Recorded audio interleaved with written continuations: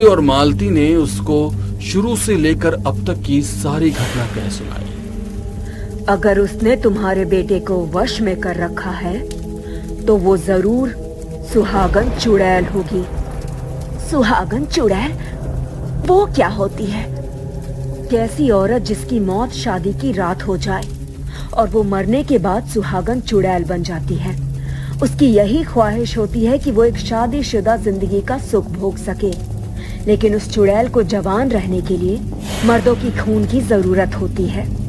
इसीलिए वो जिंदा रहने के लिए जवान मर्दों का खून पीती है, और जिस मर्द को वो शादी करती है उसका खून वो नहीं पी सकती। शादी के 7 दिन बाद वो उसको मारकर शैतान को उसकी बलि चढ़ा देती है और फिर नए पति की तलाश में निकलती है।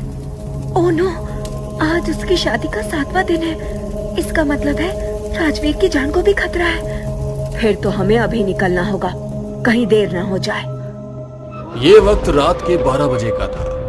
अवंतिका और राजवीर एक दूसरे की बाहों में बाहें डाले बैठे थे। जान, मुझे आज तुमसे कुछ चाहिए, क्या आप दे पाओगे? हाँ जरूर मेरी जान, बोलो। तो चलो चलो मेरे साथ आओ।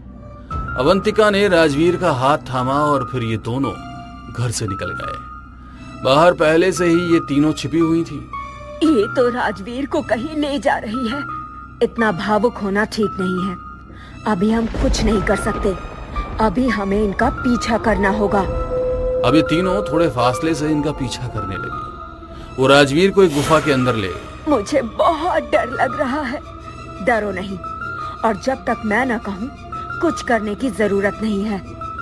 ये तीनों भी अब एक गुफा के अंदर चले गए। जान, इस टीले पर लेट जाओ और अपनी आंखें बंद कर लो। ठीक है। ये सुनकर राजवीर टीले पर लेट गया। अवंतिका ने कटोरा उठाया और उसके सीने पर हल्दी लगाई, फिर उसके माथे पर काला टीका लगाया। उसके बाद उसने चाकू उठाया। राजवीर! तभी तांत्रिका सामने आ गई और उसने अपने गले में पड़ी रुद्राक्ष की माला उतारकर अवंतिका के गले में डाल दी। निकालो उसे। अवंतिका को दर्द होने लगा। वो बहुत भयानक रूप में आ गई। तभी राजवीर भी जाग उठा। माँ, ये सब क्या हो रहा है?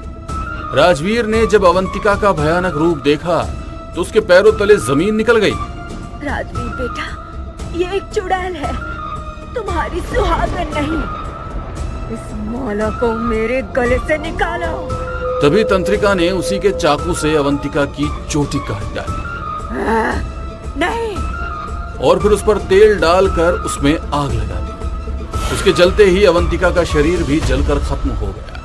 रश्मि, मम्मी, मुझे कुछ याद नहीं है कि मेरे साथ क्या हुआ था। मैं यहां पर कैसे आया? अब रश्मि ने राजवीर को सब कुछ बता दिया। राजवीर ने जब सुना कि रश्मि ने उसकी जान बचाने के लिए क्या क्या किया तो उसने रश्मि को गले लगा लिया। माफ करना रश्मि, मैं तुम्हारे प्यार को कभी पहचान ही नहीं पाया। ये सुनकर रश्मि भी